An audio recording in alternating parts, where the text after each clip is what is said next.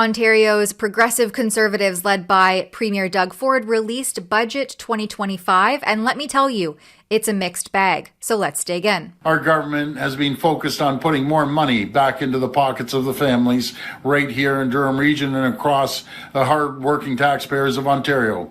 It's simple. We believe that taxpayer money belongs to the taxpayers, not to the government, and so every chance we get, we're giving taxpayers back more of what's theirs.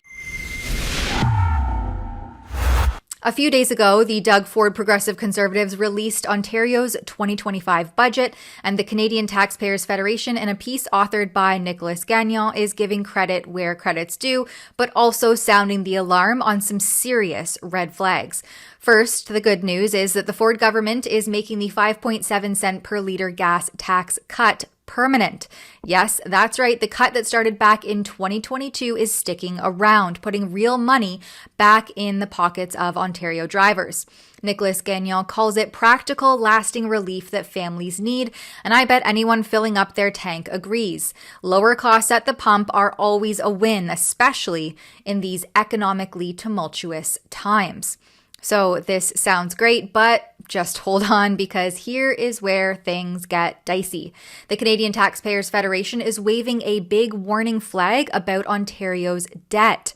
Gagnon's words hit hard. Borrowing billions and billions of dollars every year with no plan to pay down the debt is financially irresponsible. The words come as the Ford government plans to borrow a jaw-dropping $14.6 billion in 2025 and 2026.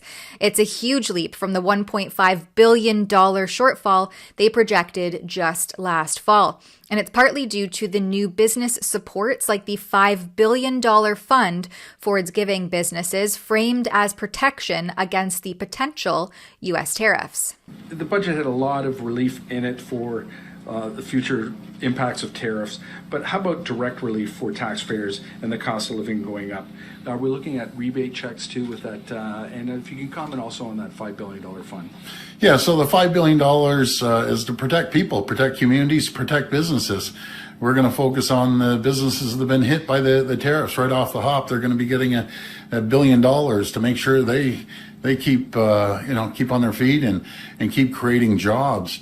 But I ran on protecting Ontario, and I'm going to protect every single person, every business, every community, no matter what. And I always say with a budget, you look at it two ways, and Peter Betham-Falvey and Caroline Mulroney, they're spectacular. I'm so blessed to have them, and I know my colleagues agree. You do two things in a budget. Either slash and burn, that I've never done, I never will. I don't believe in slashing and burning. When we have tough economic times, you pour money into the infrastructure, into projects like this, keep people working. We'll get through it, just exactly like the pandemic.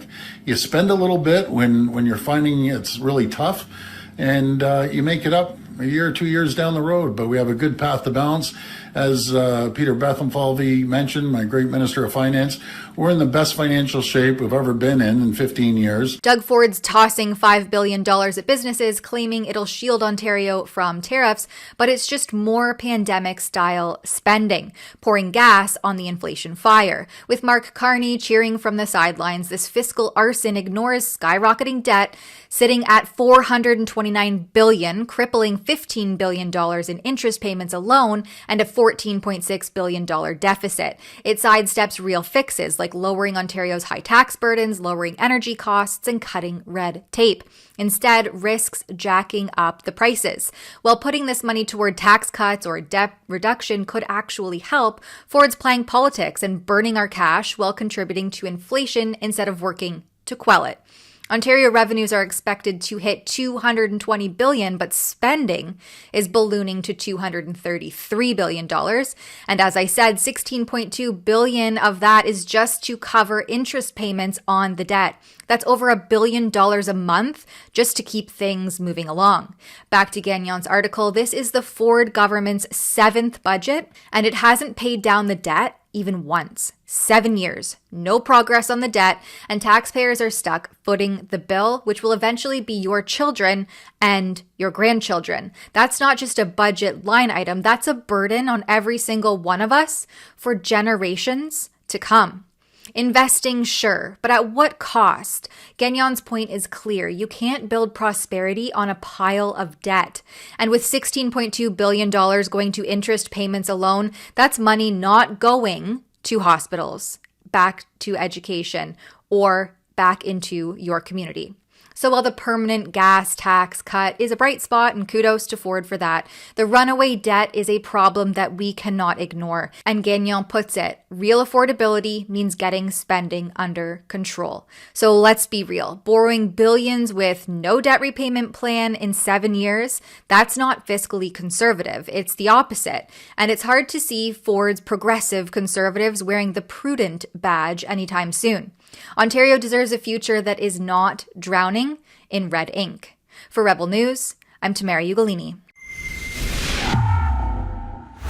If you agree with smaller government and less bureaucratic bloat, then please sign our petition and stay up to date at /thebureaucracy.com. That's /thebureaucracy.com.